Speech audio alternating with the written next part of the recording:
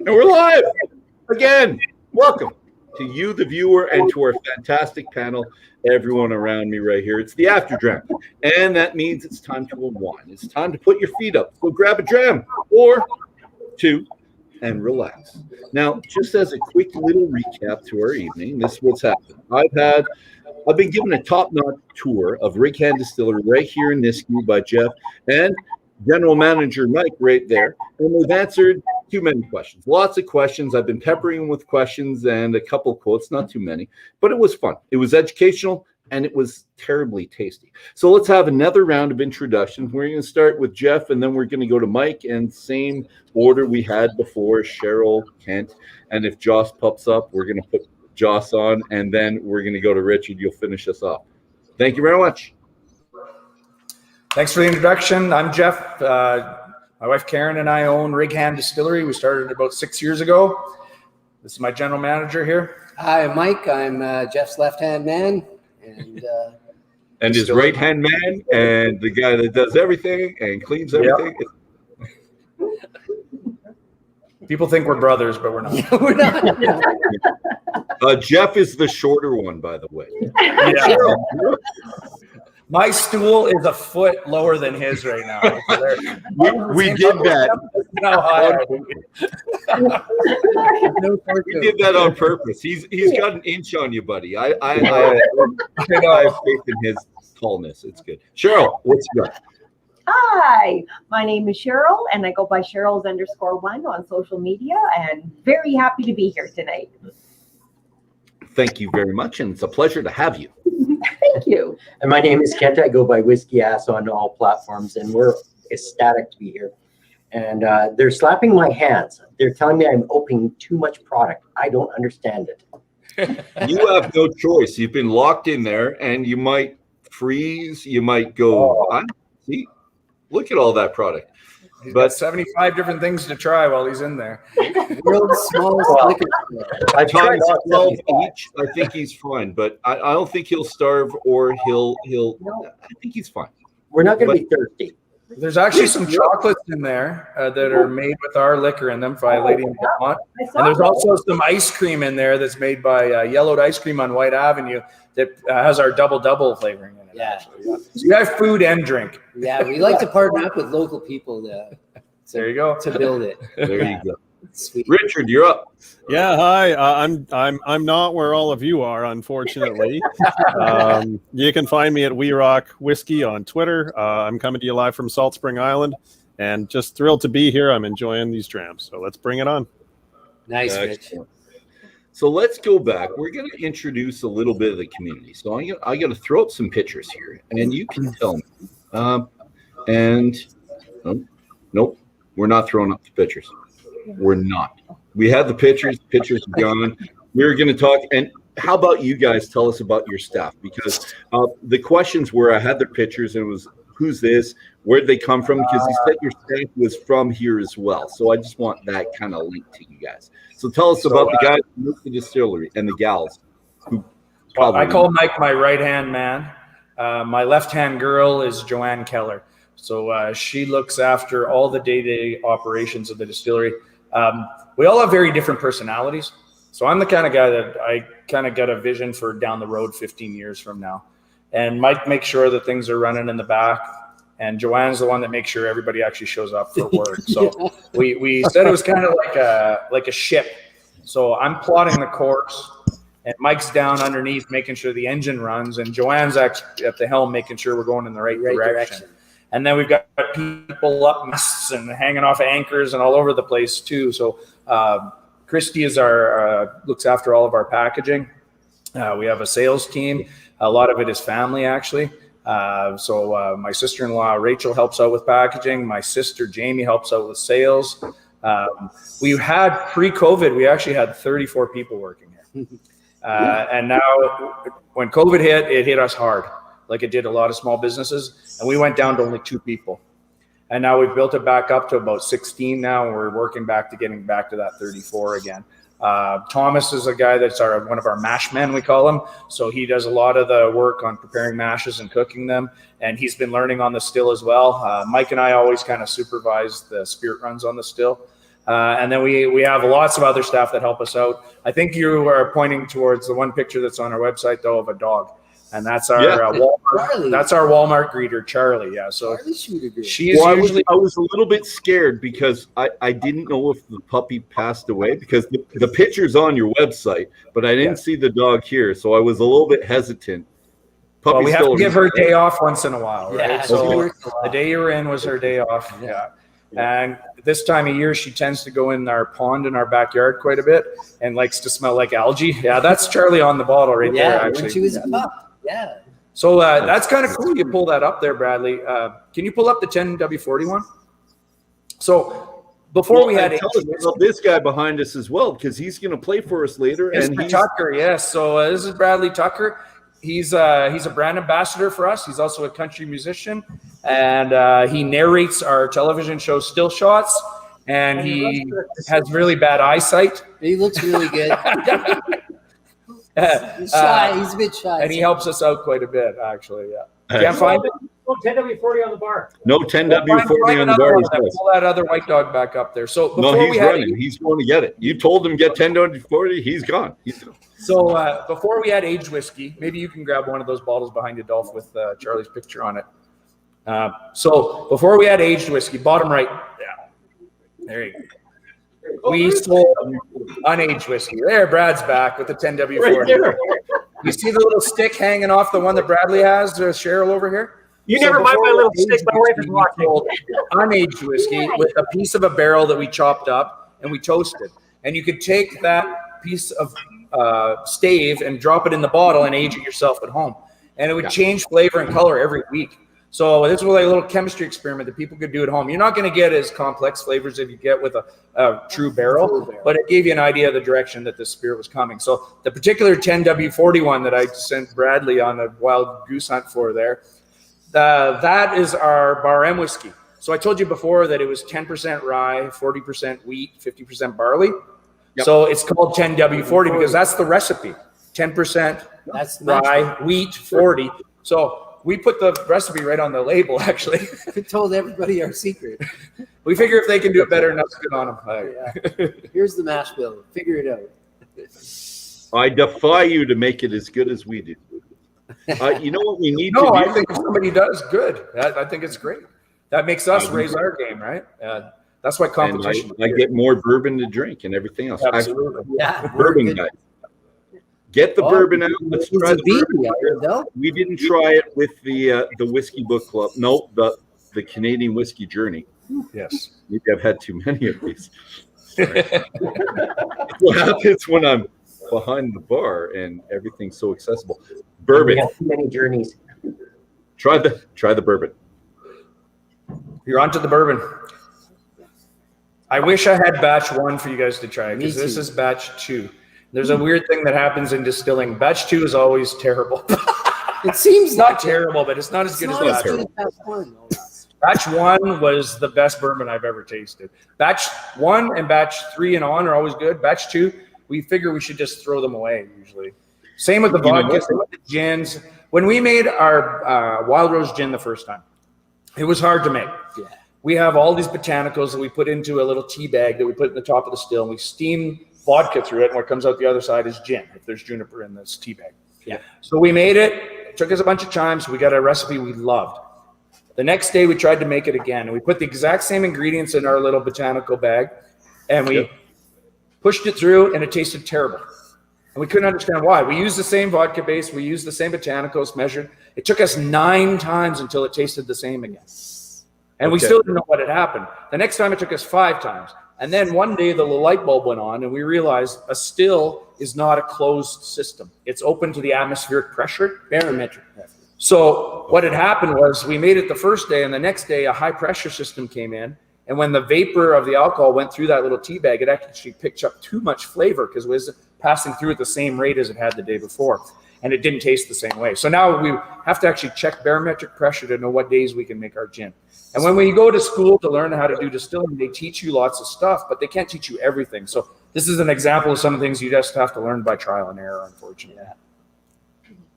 I'm getting the vanilla, but it's like star of anise or fennel. It's a black licorice smell to it, I think. Oh, interesting. Yeah. Yeah, I picked that up too. Anyone? Okay. So it might be the power of suggestion. I'm sorry, guys. I Totally should have asked before I said anything, but yeah, No, I'm we getting were started. pulling that before. We were actually just talking about that. Okay, good. Richard, what are you getting out of it, Richard? Sorry, what's that, Mike? What are you getting out of it? In the background, there's sort of a cotton candy kind of nose to it. Something sort of sweet, candied. Makes me think it's going to be a really playful little dram. Yeah. I don't know if it's because I'm out here on the West Coast, but there's almost a saltiness to it. Interesting. That's really cool. Well, it could also be the pork chop that I ate previously. I don't know. You say that jokingly, but that's a real thing. Yeah. When you do a tasting, we tell people all the time, it depends on what you had for lunch. Absolutely. Yeah. And if you were sniffing that garlic vodka before you got into this dram, you'd have a problem probably too, Yeah. right? I did not. Good. Not yet. If you have bacon and eggs for breakfast and try a dram, it's going to taste different than if you had For sure. pancakes and syrup for breakfast. Yeah. Right? So Yeah. that's kind of what we're talking about. Yeah. For sure. And So, Mike and Jeff, when you tried this, when you wanted the bourbon at the first place, what kind of bourbon were you thinking about? Did you have a brand in mind that you wanted to duplicate, or did you have a couple and you said, "I want this from this, that from that"? No, What were you thinking when you did it? it was a complete roll of the dice on bourbon, because to make proper bourbon, you need sweet corn, and sweet corn doesn't grow to maturity this far north. We tried to source some Tabor corn, and nobody really combines that. Unfortunately, they keep it on the cob to sell it. So this Corey Jesperson north of Spruce Grove, he was crazy enough to try doing this for us. So he seeded some of that sweet corn, and it wasn't ripe in October when it should have been. So the solution we found was to leave it until it froze, and then it would be hard enough to not just turn to mush when it went through the combine. So we actually combined that corn at the end of November. In the winter.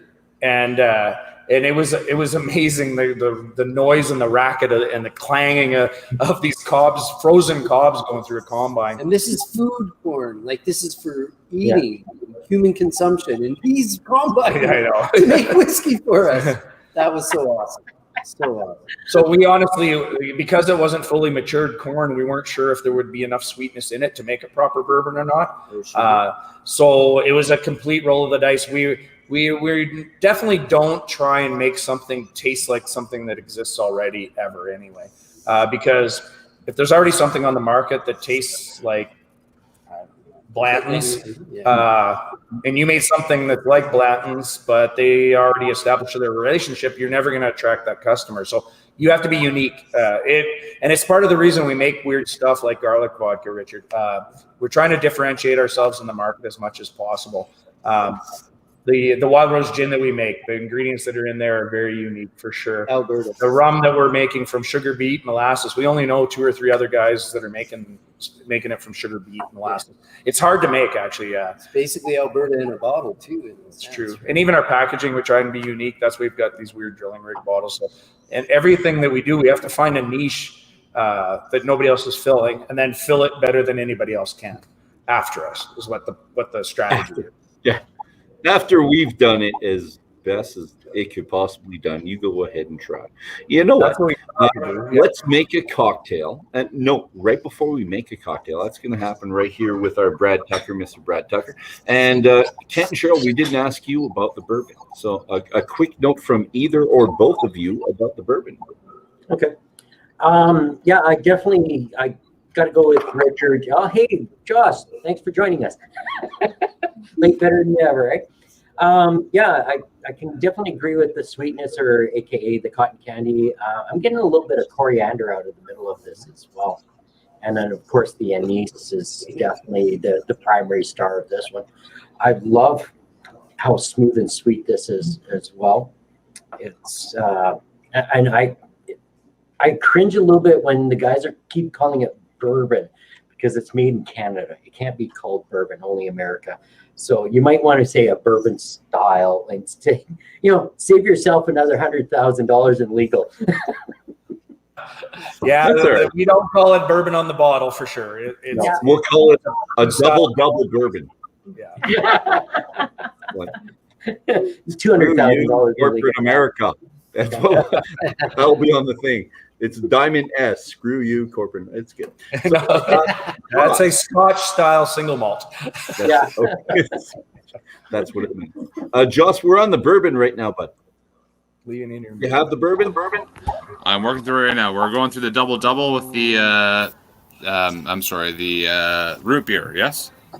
We are going to do that, but we didn't finish the bourbon. So did you taste that already? I apologize. We are going back. I thought maybe we were skipping ahead. I'm catching up here then. Nope, that's good. Many of us have had many of them already. So if you can catch up on the bourbon, that's good. I'm pouring the bourbon right now, and I'm very excited. Hold on. All right. And when you come back, we'll introduce you as well. And what we'll do is you're trying to find the bourbon and get a tasting note. We're going to have someone make a cocktail for us on the side. So I'm going to pass this. Brad Tucker. Come over and visit you because you got all the important people there. So, no, Jeff said we're gonna make a couple of drinks. And I thought, what are we gonna do to be a little different? And one of my favorites, I like all my brown whiskey just with a little bit of ice. But he said we're gonna make a cocktail. I like a whiskey sour, so always start with a little bit of fresh lemons. You know what? If you're drinking them every day and making 5 after work, then yeah, use the bottled stuff. But if you're trying to treat yourself, that's the way to go. Squeeze it. I understand. Put the good stuff in, right? A little bit of simple syrup in there. Jeff, it's not your business how much I poured in here, but this wasn't the full bottle when I started. It doesn't look like simple syrup when you just more bar M. That's okay. Put the bar M in because like you said, my favorite, hands down, for rye is the Rock and R. Nice, but it's got a little too much taste for a good cocktail. Got it. You gotta get that. Shake. Just the little ones, right? Just road pop size. Well, you know you're Alberta when. Yeah, I'll be drinking. That's why we have travel mugs. There we are. Look at that. Whoa. Lemon. And Kent's locked in there, so you can't get any to him. Maybe we can give some to Cheryl. Cheryl, do you have a straw you can fit through the door? Maybe we can. Oh, he came out. He came out. I think it looks like Richard's getting an actual pouch because he's missing out on all this. I think so too. Yeah. That tastes like summer, right? That's lovely. That is summer. That's fall. That's winter. It's everything that comes. The problem with, and I've said this so many times, cocktails go down so quickly. So the ounce, it's not a sipping ounce. It's a gone ounce immediately. So hopefully, my wife asked for it. It's like, nope. We're going to preview a brand new one here. Oh, nope. A second dram. Second one. Never been done. Okay. Never been done. I like that. Starting with the London Dry Gin. Okay. Which their gin, the London Dry, is the very juniper-y one, correct? This is a traditional gin. Very much traditional juniper dry gin, juniper forward. Yeah. Our Wild Rose gin has very little juniper in it, and so the gin martini guys said, well, that's not piney enough to be called gin, so we made this one to knock their socks off. Excellent. So I'm making this one mostly just to spite Kent as well. You're talking about vermouth. I know that he likes his sweet vermouth. I don't like vermouth. The first time I had a martini, I tried a couple different blends, and they said, everything from 50-50 to just wave glass towards Italy. To me, the wave the glass is pretty close. I thought, what else could we burn the glass with something different? So for a taste of Alberta, put in a little bit of Kalena. What's that? This is a little bit of jelly, high bush cranberry. So if you smell this smells to you. Put that right up there. That smells like the bush. That's homemade. I can smell it. That smells like the bush in the fall. Okay. Yeah. Bush in the fall. And we laugh in Alberta. They call it the Kalena Belt. Everything from Edmonton up to Saskatchewan border, up towards Smoky Lake. Okay. But this to me is what it tastes like. And if you've got good product, use a good gin, you want mint jelly, make yourself a mint martini. Okay. To hell with it, Spence. The hell? Ooh. Thank you, sir. Yeah. Irish cranberry is supposed to have the same effect as vermouth in the martini, Brad? What it's doing is it's just adding that little bit of a sweet. This is a dessert martini. This is not your guzzling martini. This is not your aperitif. That was a real nice meal. Let's have something for after. And not too sweet either. This is not too sweet. No, just roll it around. Just get a little flavor off the jelly. That's lovely. Yeah. Josh is even smiling. I can see Josh is going, I would like to try that. I wish we could just put it. You're making me thirsty. Richard's mad he's not here, I can tell. Taste the vision, smell the vision, whatever it takes. Here you go, Josh. Cheers. They still have boats coming off Salt Springs. You can come get one, can't you? Get off your ass. What are you, a distiller? That's Sure. Richard. Yeah, we can do that. Josh, let's go back to the bourbon, buddy. What do you have? Oh, I want to talk about the bourbon, but I have a lovely lady to the left of me here trying the double, and she is just an ecstasy. She just said she goes, I don't even like Bailey's, but this stuff is, how do I get a bottle of this stuff? Do you produce this in bottles? Is this something that's accessible to the public? Yes, absolutely. It's our number one selling product. It's our cream liqueur. We actually won. Actually won first place for best cream liqueur in North America with it a few years ago. So that is everybody that tries it says the same thing that she said. It's better than Bailey's. It is. Not to throw a coin torn out there, but you guys have you've pushed the mark. And also she's not a drinker, so you've. I don't know if that's a good thing, but yeah, not for you, maybe. Josh, are you up at a cabin in Northern Ontario right now? I am. Still gonna get lucky. So I got a recommendation for you. What's that? Get her to toast a marshmallow on the campfire tonight, and after it's toasted, take your thumb and hollow it out in the center, and pour the double inside of the marshmallow, and pop the whole thing in her mouth. Really? So good. Yeah. So good.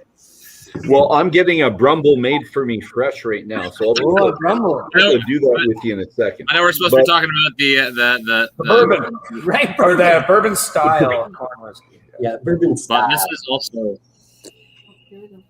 just lovely on the nose. And here we go, real live tasting here because I'm just trying it right now. Not so corn forward as your typical bourbon, but no, not that it's a bourbon. And wow, okay, yeah, lots of more fruit on that than you'd think, but yeah, very quashable. I like that. You guys are doing something right here. Cool. You got another fan. I went back to the booth. That's good. The rye? This one is the rye, and I saved it because I like to savor the rye. I like to smell it over a bit of time, but I'm going to get back to Jeff and Mike. We do have a couple more questions. I had like 12 pages of questions of things I wanted to ask these guys. So it's not going to all happen. I know that. But yeah, he shows them. Good. He makes fun of me because I'm 24 because I'm old and I need to read them that way. But anyways, we're going to go back and we talked about the circular community that can go on forever. So that's the quote.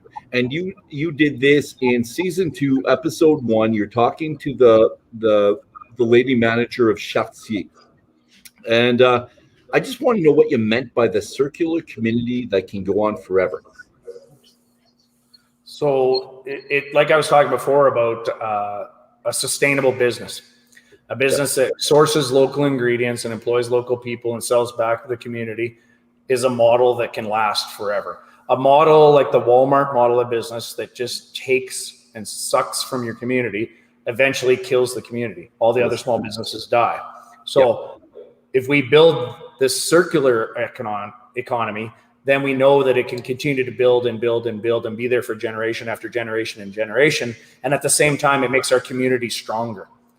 And we hope that our business built that way will spawn other businesses built in with the same philosophy. That's why we work with so many other community businesses that have that same vision that we have, that source locally, produce high quality products, and sell back into the community and donate back to the community. You know, we have a policy here. Anybody that walks in the door looking for a donation for their kids' silent auction for their soccer team or whatever the fundraiser may be, Yes, it's an automatic yes. It doesn't really matter what it is. And that's not really the case at a company like Smirnoff or Seagram's or big Walmart companies. or that. So we just think it's one extra thing. Beg pardon? Oh, I didn't say anything, but I'm going to add something anyways. I was just saying, Tell I us can't about believe the your couple name where you dropping. help each other. Where you help them, they help you. So Absolutely. it's always win-win for us. We won't do anything if it's not win-win. If we win and you lose, we won't do it. We all have to win. It's about building the community. And when And you go to especially in a time like COVID, when things are so tough on all businesses, you know, you've seen a huge turn to supporting the local businesses as much as possible. It's awesome. Local businesses don't make it through tough times like that if we don't have the support of the community back. It's so important. Yeah. And that television program, Still Shots. Yeah. You know, we were lucky enough to do this thing with Global TV, and it's basically a half-hour commercial every Saturday. But what we do is we don't just show ourselves in it. We show our community. We show our farmers that help make it successful. We show the Gruger mushroom people that take our spent grain. We show the restaurants that Habanero's restaurant that serves our stuff, you know. And so we try and show that community as much as possible. Little FYI to everybody, the show is available on YouTube. The show is on YouTube. Okay, now I gotta make a second one. Yeah, it's on. Old episodes show up on YouTube. Yeah, you have to search Rake Hand Still Shots, I think. Still Shots. Yeah. If you just put in Still Shots, you can't find it. No. Dolph is ahead of us all again. Dolph, we got Well, there. I've got someone making drinks for me every like 3 minutes. This is the Rumble. It's fantastic. And he said, One of our don't tell staff members because Vince will be here. And I was like, stop making drinks that Dolph doesn't like. He doesn't like sweet stuff. well, here I am. Send him back But to you. here's the Rumble. It's fantastic. Very good. But if we go back to this show, though, just a shout out. You did show how things went in the distillery, which I like. We're going to talk about that a bit in a bit. But there's always a farmer or someone in the community, but there's also the restaurant. And every show, it's a different restaurant. And sometimes the restaurants buy from you. Sometimes they have a lot. Sometimes they don't. You said you were going to try to get into every Boston Pizza in Alberta because they're individually owned. So a couple questions.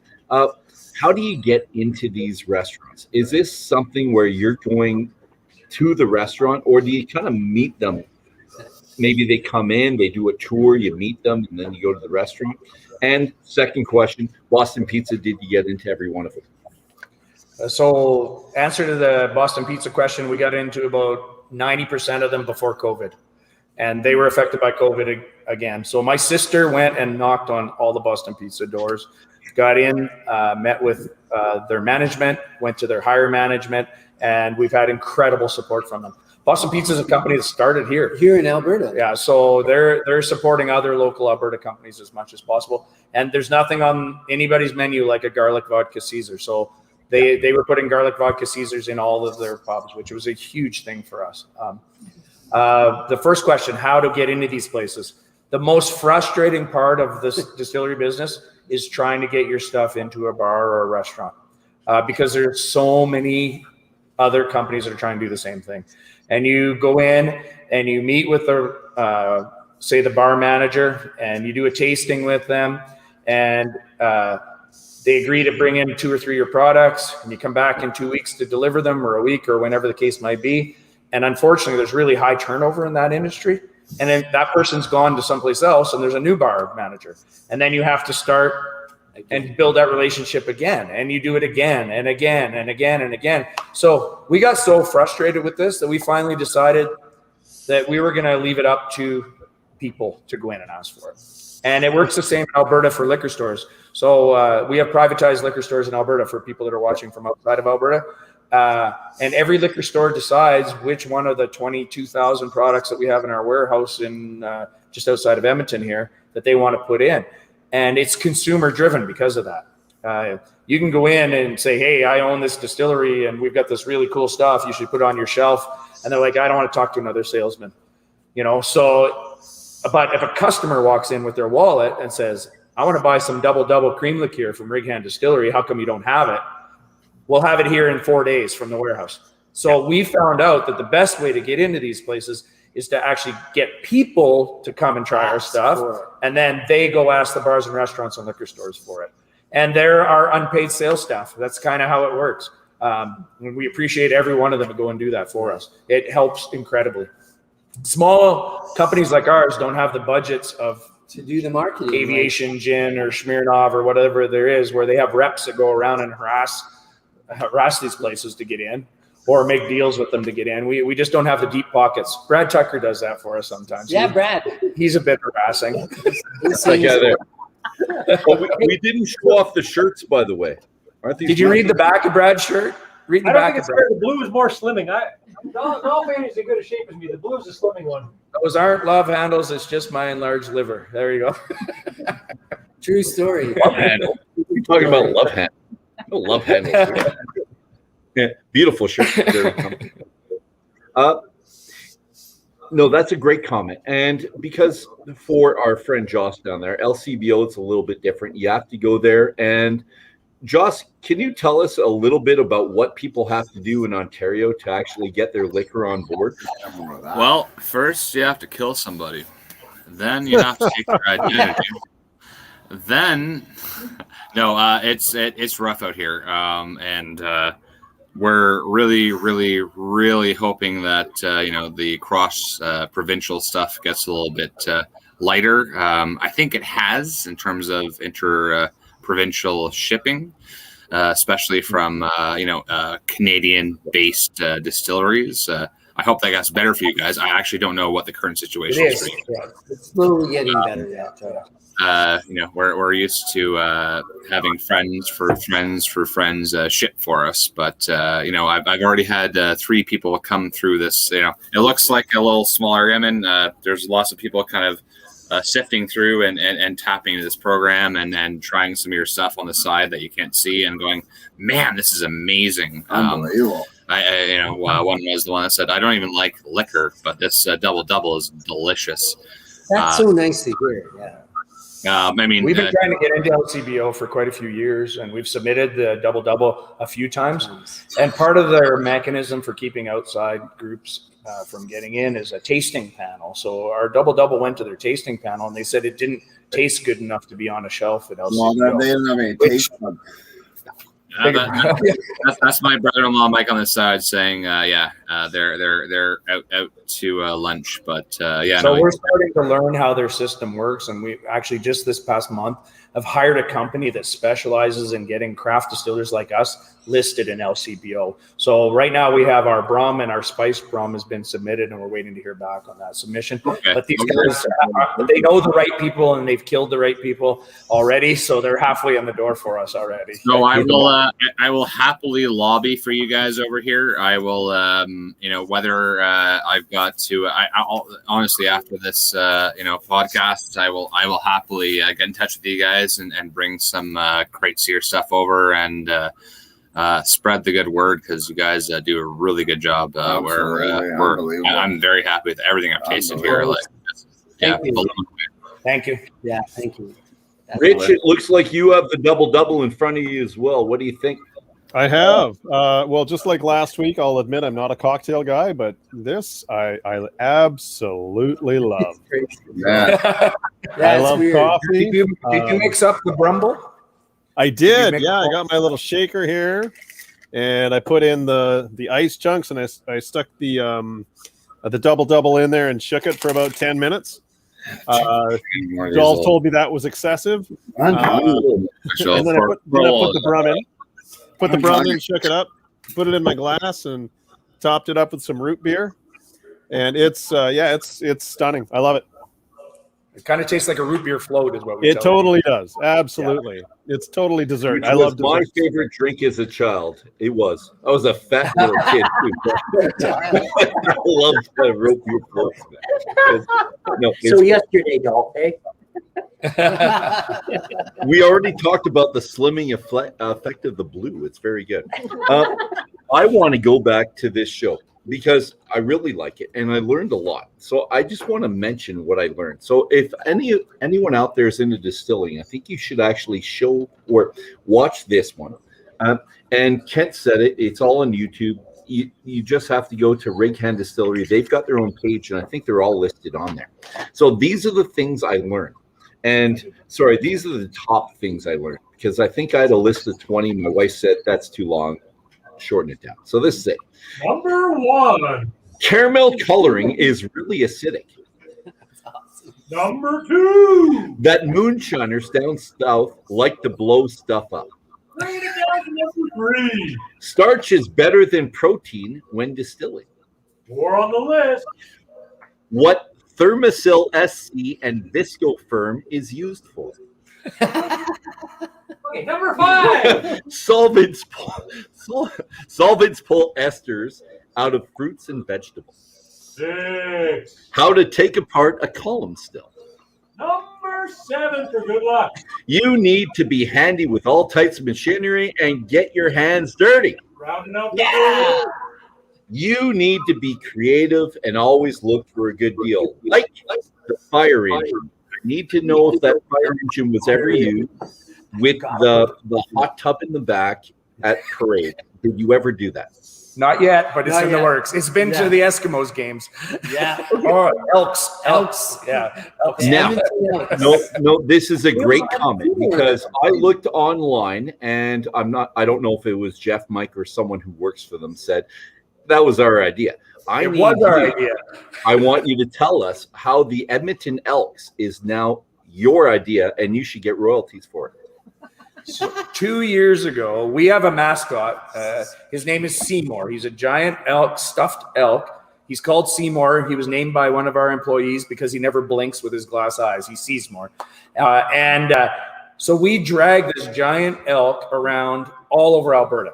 And golf tournaments, soccer games, football games, Eskimo games, all this kind of thing. And we've come up with a ritual around Seymour the elk, kind of like what they have in Newfoundland, where if you want to become an honorary Newfoundlander, they will screech you in. So they dress you up in the fishing outfit and they give this big spiel and you have to drink a shot of screech rum and kiss a codfish.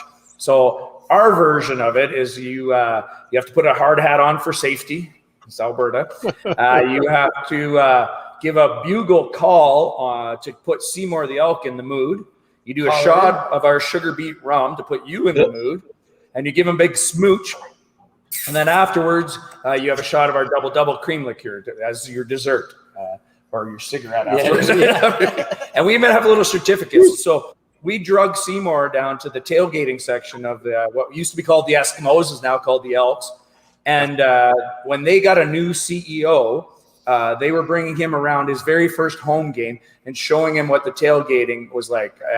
And they brought him to our booth, and I talked him into putting the hard hat on and bugling and kissing Seymour the elk that day. So here we are 2 years later, and the name change happened from Eskimos to Elks.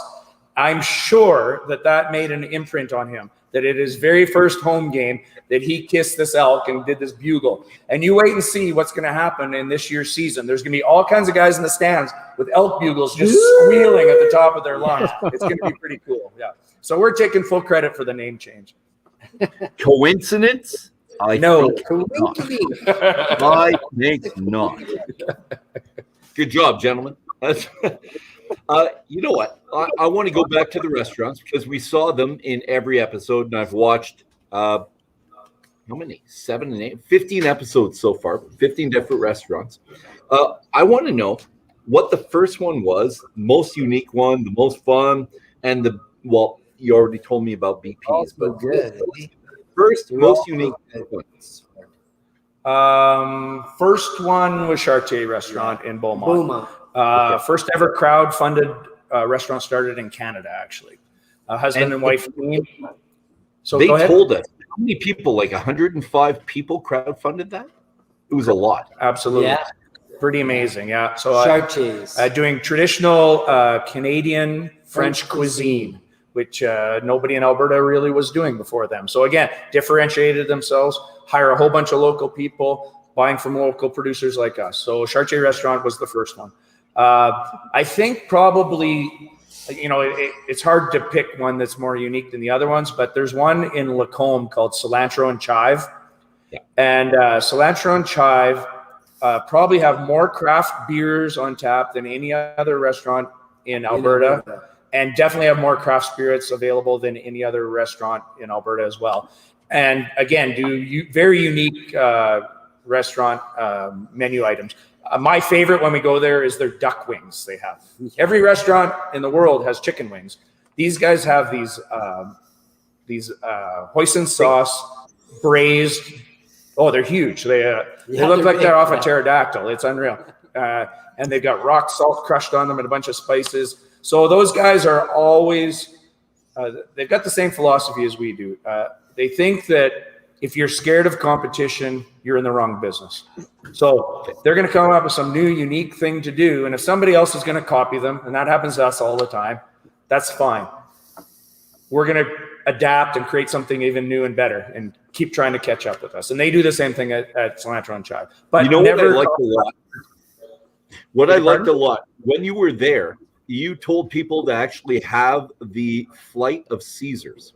Yeah. Which is a little bit different because you're telling people to go check out the competition with the Flight of Caesars. Yeah. So go check it out. And I'm sure the other Caesars were fantastic. I still have to have a Caesar with your garlic, the Russian garlic with it. But you pushed that element with it. So it was the duck wings with that Caesar. You're not scared of competition, but I think you promote it a little bit. If it's local, you're promoting it, even if it's not you as the first choice. Absolutely. You didn't tell us what the other three vodkas were, which is okay. It's great. It's your show. But you said go there, try the Flight of Caesars, have the duck wings, and see what you like best. I like that a lot. No, for sure. In this season of Still Shots, we're going to go down to Eau Claire Distillery in Turner Valley, and we're going to do a segment on them. When we actually were lucky enough, we negotiated and got the contract for the spirits at K-Days, which is a big festival that we have here in Edmonton. And the first thing that I did when I got that contract is I called up 3 of the other local distillers, Strathcona Spirits, Hanson Distillery, and Elk Island Spirits, and said, hey, do you guys want a piece of this? And let's all do it together. So we don't need to hoard anything. We need to share and build our craft industry together. And every opportunity we have to do that, we're going to do that. Tucker, what are you building back there? Oh, the Caesar. I called the Alcoholics Helpline and I said, you guys tell me how to make a Caesar?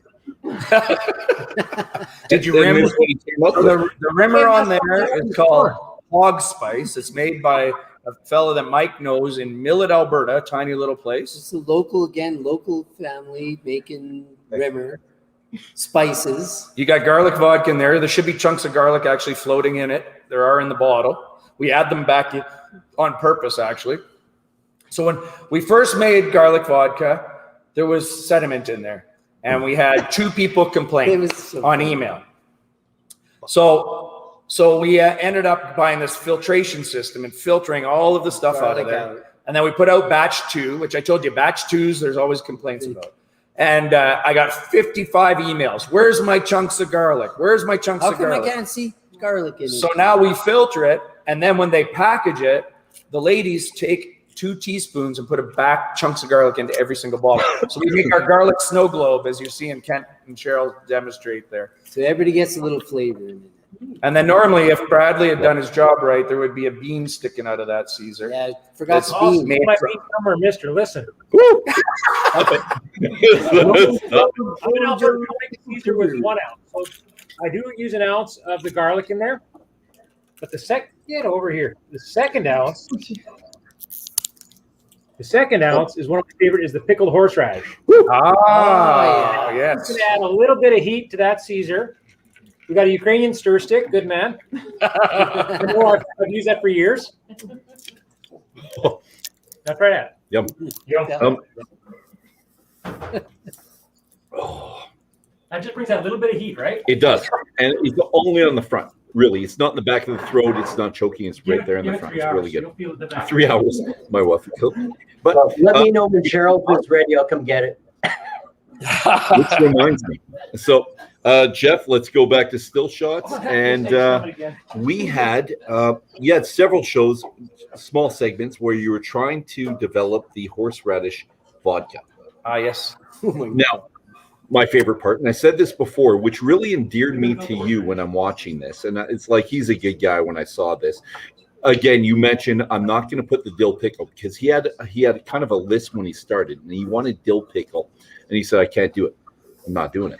And you were firm. It's like it's not maybe I can convince them to do it. It's like no, I ain't doing it. They're friends, and I promised I wouldn't do this to my buds at Last Mountain, so I like that a lot. But you did come up with the horseradish, and you did put dill pickle in it. You put some slices in there to help them out. So I'm wondering, how much can you tell me of the recipe that went into the horseradish? And is it your label now, or is it his label because he asked for this from you? So the fellow that we made the pickled horseradish with is my realtor. Chris Curry is his name. And he's a regular at the distillery. He comes in all the time. And when he made his Caesars at home, he always would take a dash of horseradish and put it in. So like I said, we're willing to work with anybody if they want to try something. So he wanted to develop a horseradish Caesar. So we figured, we'll get a little bit of horseradish. We'll put a little bit of dill in there. By the time we had made that first kind of test batch, it looked like somebody's aquarium that hadn't been cleaned for about a year and a half. Swamp water. We called it swamp water, but it tasted amazing. So the magic of filtration, we were able to filter all the particles out of it, and it turned out quite nice. And he, like I said before, we custom label. So he asked us to custom label that with his realtor logo on the front of it. So we did a whole bunch with his realtor logo. Yep. And when he sells a house, he leaves a Caesar package with a garlic vodka, a pickled horseradish, some clamato, some hog spice, some beans from Mojo's pickles, and he leaves that in the house as a welcoming gift to his people. Now, when we sell a bottle of that stuff to a restaurant or a pub, we don't put his realtor logo on those ones. We have a traditional label that we put on there. For years. Nice. I'm wondering, am I supposed to lick all the salt off the side? Or am I supposed to, like you said, I'm not a cocktail guy. I'm just like, you're supposed to work your way around. Yeah. All right. And the cool thing about the rimmer, is that it's made from, again, a local guy out of Millet, and he has less sodium in that rimmer than most rimmers. So he's like, again, we're trying to, and again, supporting another local fella and family that's trying to build a new business. Build a new business. It's pretty cool. It's fantastic. Now I'm going to go to Rich and Joss. Oh, sorry. I was say, Richard, I hope you didn't try just a straight shot of that, did you? Of the garlic? Yeah. Don't. Oh, no. So now you're going to taste garlic. Drinking it straight out of the jar. Woo! Good for you. I tried that like when I came here with Mike, and Mike said stop. And but I got. So we thought that we had invented garlic vodka, but it turns out that this is something that's been around in the Eastern Bloc for generations, and they drink it medicinally, actually. So if you're starting to get a little bit of a sore throat or feel something coming on, they would have a jar of this stuff in their fridge, and they would just take a couple shots, and the cold was gone. It's crazy. Yeah.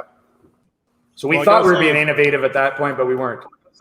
I got to say, it's probably the best vodka I've ever tasted. It's actually got flavor. Thank you. No vodka. Thank you. Thanks. You know what? It's fantastic. No vampires. We're all good. So us here in Edmonton, we're chasing away the vampires. Salt Spring Island, chasing away the vampires. Joss, how about in Northern Ontario? Have you chased away the vampires, buddy? Oh, sorry. To maintain mute. Doing a Pottage podcast. Everyone gets really excited and wants to be a part of it. My mother jumped in there for a minute. She didn't realize her. That was mom? That was mom. But we are, and they're still reminiscing over the double-double, and had to kind of kick them out of the tent, being like, hey, we're moving on here. As much as you guys love that, and you want to talk to people on camera, we need to move it on. So we are and I apologize, we're just literally pouring these drinks. And so please walk me through this. We have, we're pouring these garlic vodkas into these vessels. And obviously we need some ice. I've got the Clamato juice here. What else do I need? How much Clamato? Whole bunch of You got Clamato. Worcester sauce and Tabasco. Tabasco, okay. Get some Tabasco. Spicy Clamato? Just a traditional. Yeah. No, regular, yeah. We don't need to start chopping vegetables. We don't need celery. We don't need cilantro. Nothing fancy. Okay. No, I mean, it's just garlic. I saw the garlic count there. There's a lot of salt on the rim. I know the vampires will be staying away from me tonight, so that's fantastic because we get a lot of them up here. Every year I ask Mike to make a Halloween label for the vodka, actually. So we do a special edition themed label. I don't know if there's any of them still kicking around there, but there's people been collecting them for the last 5 years. Different vampire themed label every October. Fun. Gets to let me do whatever creative stuff. Joss, I was just told by our bartender that this is the morning after drink that your brother or brother-in-law, I can't remember, should be making with the habanero. And this is sorry, Jeff. This was made originally for, what was the name of the restaurant again? Habanero's restaurant in Leduc. So they're a Mexican themed restaurant, and they brought a bunch of stuff from their kitchen to us, and we used that to infuse into vodka. So we made a jalapeno basil for them, and we did a habanero lime as well. So when I signed up with Dolph, I don't think he realized it was a very unpolished program on my side. It's we're very reality TV up here, and so you're getting the real thing. We're building the drinks as we go. That's right. You're getting real opinions, real people. Keswick is in the house. You look like you're in an ice fishing shack, Josh. Yeah. That's awesome. I want to see your mom again. Walk up to us. Are you in Alberta? Where's Mom back? I want to ask Mom about your favorite drinks and how you were as a child. But let's get back to. Dolph will build on that, but we're all about rig hand tonight, so we'll focus on those guys because they have a lot to say and some fantastic products, and I think we're gonna do a little bit of some smoked. That's a little tiny splash. Oh, we already done that. Okay. Oh, we already and all right, here we go. Actually, sorry. Big question. Let's see it. There it is. Go down. And the first Yeah, I is. like the Here we go. two boy. Cheers. That's nice. Oh yeah, That's lovely. that would definitely chase a hangover. I mean, not that we have one yet, but wow, Tomorrow Vampire. morning will be proper for that. Vampire. it's a good thing you samples. Vampire. Yes, it's a vampire. Oh, that My is- question to Jeff and Mike are, how do you like your drinks? Your They're bartender a little hot. Kenters. They're very, very hot, Kent. I don't know what you put in here, but it is spicy as hell. Those are a whiskey ass special. Is that what it is? Whiskey Yeah. aspect. I said he's pouring them a little strong. They're not as strong as I told the bartender because he wants to keep his job. Yeah, okay. Have a Be little careful story of about Kent. You don't know what he wants. I don't know. He's liquoring you up for a reason there, Jeff. We're gonna focus. My wife said focus. that. Yeah. Dolph, I have a little story. Nope, I'm focusing. Okay, focus. Now, Oh, of course, on your still wife. shot, Come on, you don't have any. I have so many sidlers here. Come on, you got to have some distraction there. Josh. Focus. On still shot, there was a couple things. So still shots allows us or shows us that we could go wrong in everything that could possibly go wrong in the distillery. They showed it to us. Number 9, 10, and 11. But Okay. also there is 3 more things. So it's that was perfect. How to be flexible and creative. But I want to know, because we learned when to use coffee filters as opposed to your regular system of clearing things up. Driving forklifts on gravel, we learned about that. Sorry, Mike, I had to bring it up. Buying a fire engine for future promotions. So I just want to say thank you for showing us that it's not all glamorous, because I've talked about this many times, how I would give up teaching right away and become a distiller. And my wife is like, no, stop it. But I keep saying, I don't care, I can do it. But What's the pension? You show us what it's actually like in the day-to-day activities, like cleaning the stills, which we've all heard about, but we haven't really seen that it's really a gunky, disgusting thing. But I want to know how these things have panned out for you, because you presented them in the beginning, maybe season 1, season 2, but I didn't see the progression. So I want to know about the wooden smoker and smoking your own barley with Alberta peat in the wooden smoker, how that panned out. Do you still have it? Because I didn't see it out back. Your beehive.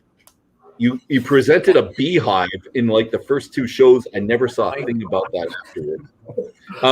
The EIA, so Edmonton International Airport building, which I know there's something to talk about. I want to know that.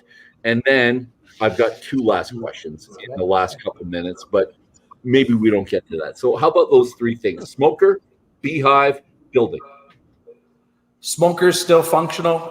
Moved over to our new property. Yeah. Okay. Still use it? We still use it, and we've been refining and trying different types of things to smoke with all the time.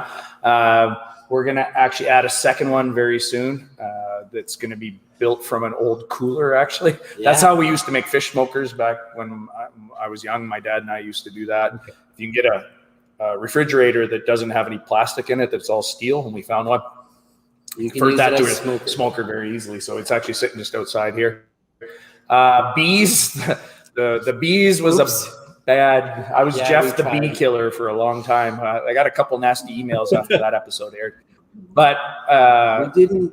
It happens, yes. And all the things that screwed up on there. Like, we watch these other reality shows, and it's very fabricated and fake. Like, Mike really did get the forklift stuck in the gravel that day. I did. Well, I believe it. You were bugging him a lot. Yeah. Oh yeah, I know.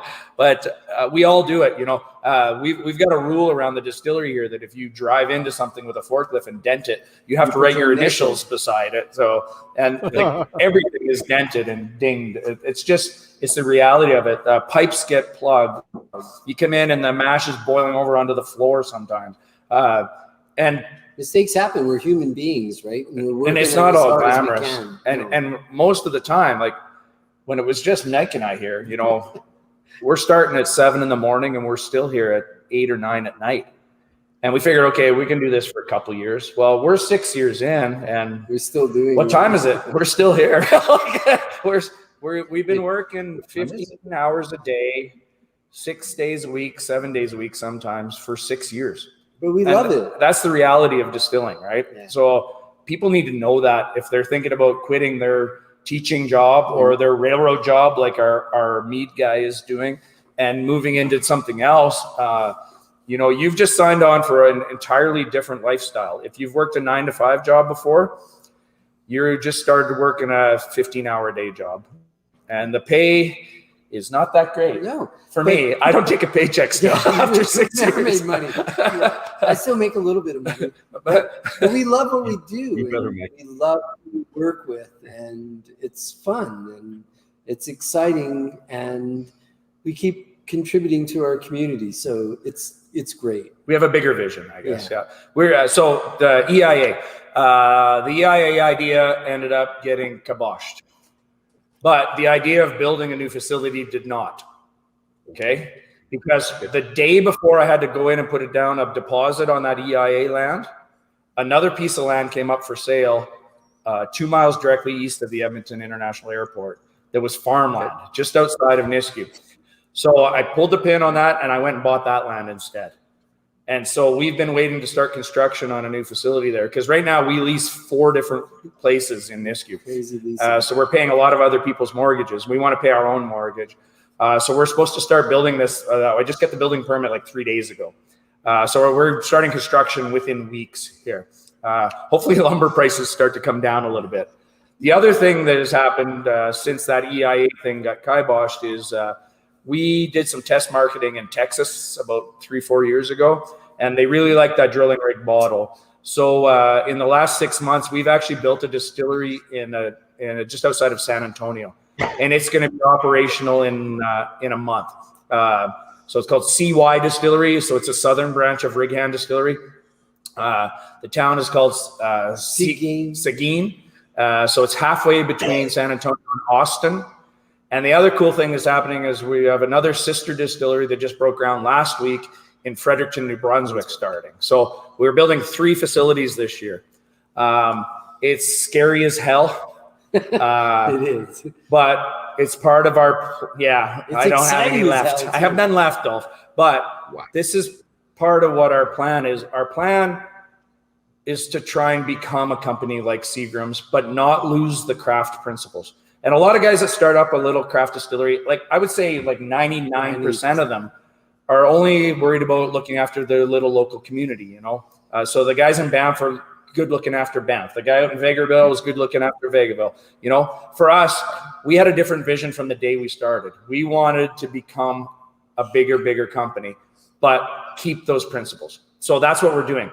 And instead of manufacturing it here and shipping it to Texas to sell it, we're building a facility in Texas. We're buying from local farmers in Texas, and we're hiring local people in Texas and selling into Texas. Keep the philosophy. We're doing the same thing on the East Coast as well, right? So we'll keep those same principles of craft in each one of these jurisdictions. And if the time comes where one of them can't keep up with what the other one's doing, we can all help each other out. It's kind of what the plan is. Mike, I hope you're the guy going down south and out east for the trips back and forth to train everybody. So you got to get a little bit of travel time in there. I'm hoping. We all take our turns going down for sure. Yeah. All right. Yeah, that's one thing about Jeff. He's make sure that we're all involved and we all know what's going on. So yeah, I will be down there at one point too. I get to go first though. Yeah, of course, he's the boss. Well, of course. You should, really. But I've been working with Brent for a long time. Twisting your arm a little bit. I want to go. I don't want to go. And he should. You know what? Richard and then Joss and Kent Cheryl, we're going to do last comments, and then we're going to stop. We're going to end off with a song. And maybe this will be a song I'll try to buy from this gentleman, and this might be the starter for many other shows to come. We'll see. Oh, I like this. Awesome. Richard, what do you think? Yeah, I've had a great time tonight, Jeff and Mike. I appreciate it tons. Being Canadian, I love this Canadian Whisky Journey. I love finding out more about these craft distilleries all across Canada. I enjoyed last week, loving this week. I'm looking forward to the next 2 weeks. So thanks a lot. And that cocktail was a fantastic cocktail. Everything's good. Thanks. Thank you. Thank you. Joss? I was going to take this to a different spin. Mike, you were talking about, your or possibly still biking days rolling into a distillery. Like, do you have security or are you the security? What's this? I don't know what he's asking. What's that? No, you're talking about you were an ex-motorcycler, or did I? That's Jeff. Yeah. I don't ride a bike. No bikes to me. Yo, he could be security though. His nickname is Mad Dog. You don't want to. Okay, fair enough.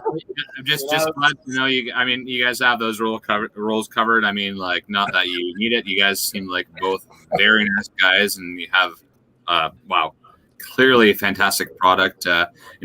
We kind of run a wild video here on my side. Everyone's kind of dipping in and trying stuff, and it's very much a real experience, and everyone has just loved it. And so unbelievable. If there's anything we can do to help you guys get this stuff into Ontario, there's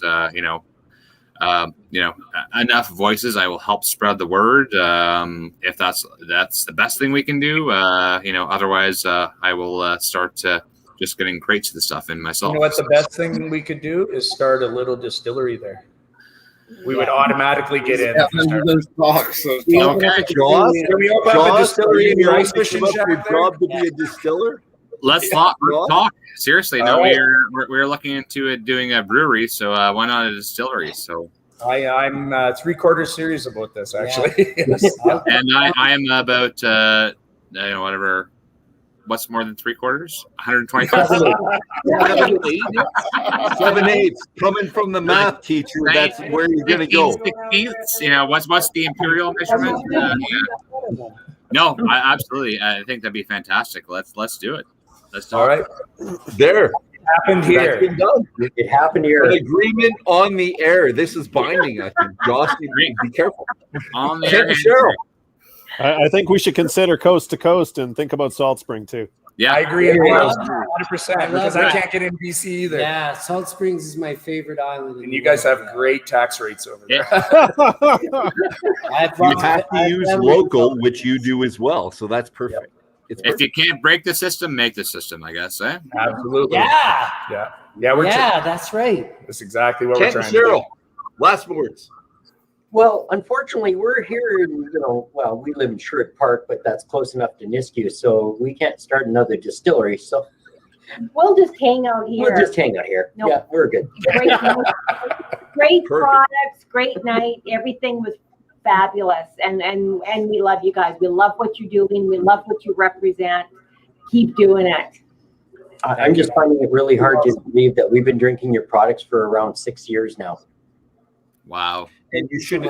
He sent me a picture of all your product that he has. He's got 20 or 30 bottles sitting there on the floor that he took a picture of, which is fantastic.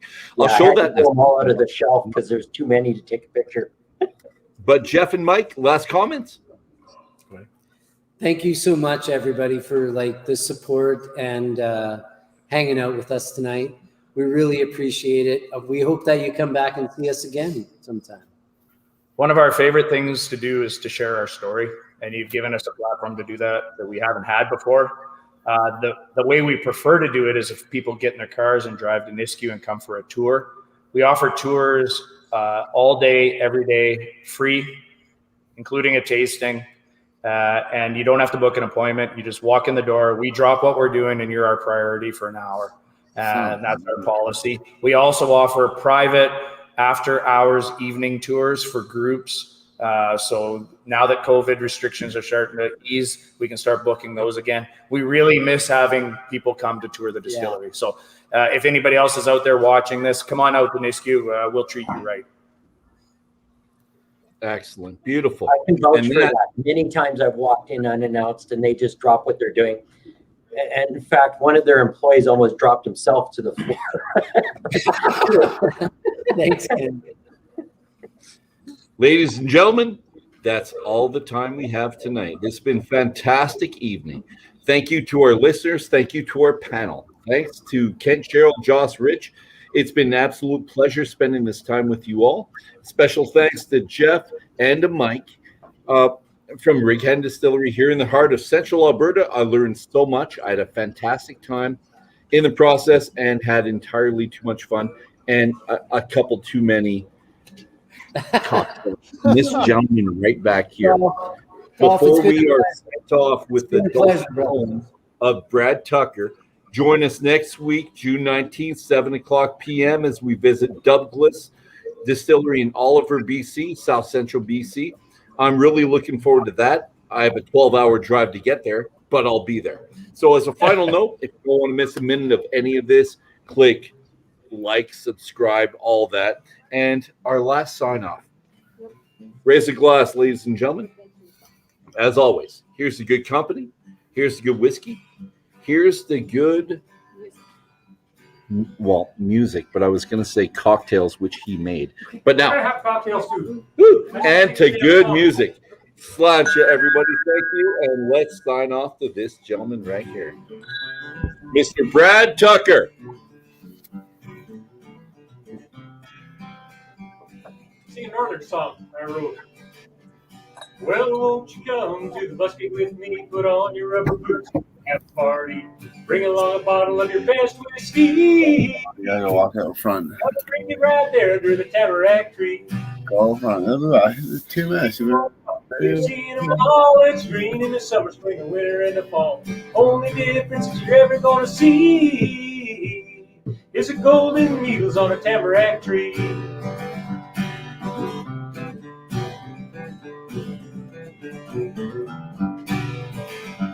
I got a ring of Cuba saw and we'll cook her up good. First we're gonna need some firewood. We wanna watch it burn like gasoline. Find the driest branches on a tamarack tree. But I wouldn't put none in your fireplace yet, 'cause the chimney fires like a saber jet. Spark up the flames all good 3 feet. Well, nothing burns harder than a tamarack tree.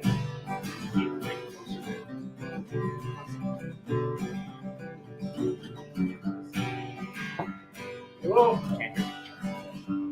If you want it coming down, well, son, that's fine, but it don't come down like a spruce or a pine. Better sharpen all your chainsaw teeth. This one's for you, Dolph. Only algebra's harder than a tamarack tree. Woo!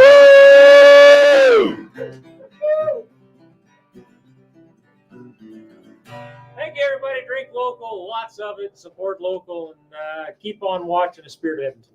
Thank you, Mr. Brad Tucker. Algebra's not that hard. Really. Love you guys. Have a fantastic night.